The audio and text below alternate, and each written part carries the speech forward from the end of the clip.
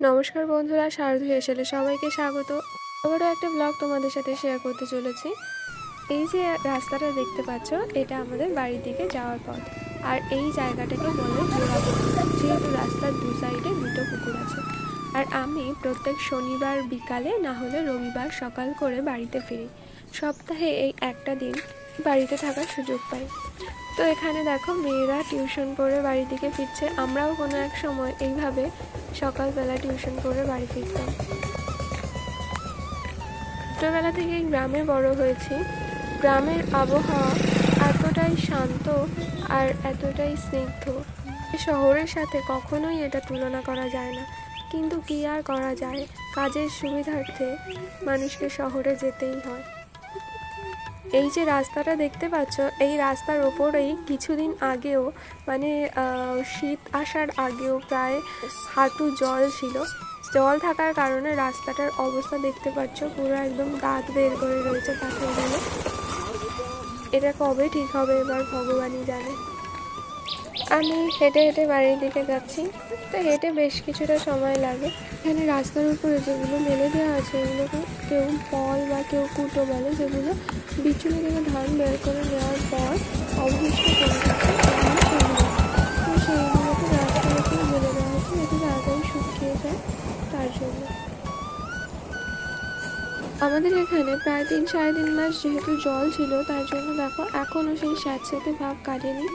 জল হয়তো নেমে গেছে, কিন্তু পরিবেশটা ঠিক স্যাঁতস্যাঁতে রয়ে গেছে, এখনো পর্যন্ত ভালোভাবে শুকিয়ে পারেনি।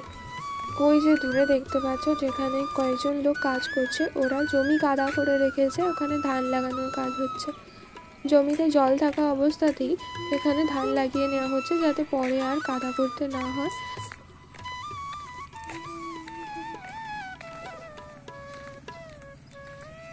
সে এতদিন থাকার কারণে আমাদের এখানকার বেশিরভাগ গাছগুলোই মারা গেছে। দেখো কত বড় একটা গাছ মারা গেছে। মেইন রোডের ওপরে যেহেতু জল ছিল, তাই পাথর খোয়ার অবস্থা একদম খারাপ। আর এই ভেতরে আমাদের গ্রামের রাস্তাতে এখানে জল ছিল না তেমন একটা, তাই জন্য রাস্তাটা একটু ভালো আছে। তবে আমাদের বাড়িতে কিন্তু জল ছিল অনেকটা।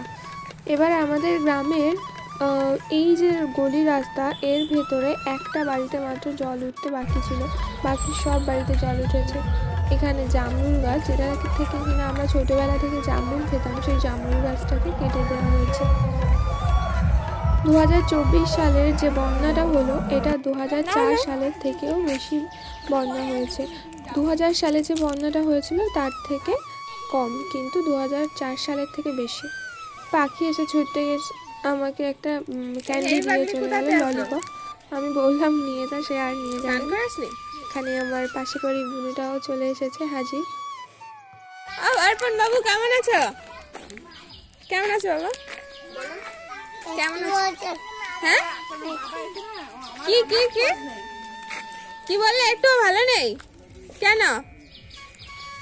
অনেকদিন পর বাড়ি আসলে সবাই এভাবে চলে আসে।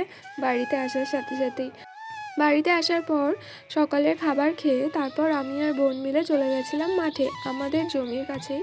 দেখো এখানে এই যে পাতও বসানো হয়েছে, বা ধানের চারা, ছোট ছোট চারা গাছ। এগুলো পরে যখন অন্য জমি কাদা করা হবে, সেখানে নিয়ে গিয়ে লাগানো হবে। দিন বাড়িতে থাকা হয়ে গেছে, আবার আমাকে ফিরে যেতে হবে। ভাই আমাকে এখানে সাইকেলে করে এগিয়ে দিয়ে আসলো। তারপর আমি অটো ধরে চলে গেলাম স্টেশনে। স্টেশনে গিয়েই দেখছি ট্রেন চলে এসেছে। ভিডিওটি শেষ পর্যন্ত দেখার জন্য ধন্যবাদ। আর যদি ভিডিওটি ভালো লাগে তাহলে লাইক, শেয়ার আর সাবস্ক্রাইব করে দিও। আজকের ভিডিওটা এই পর্যন্তই। সবাই ভালো থাকবেন, বাই।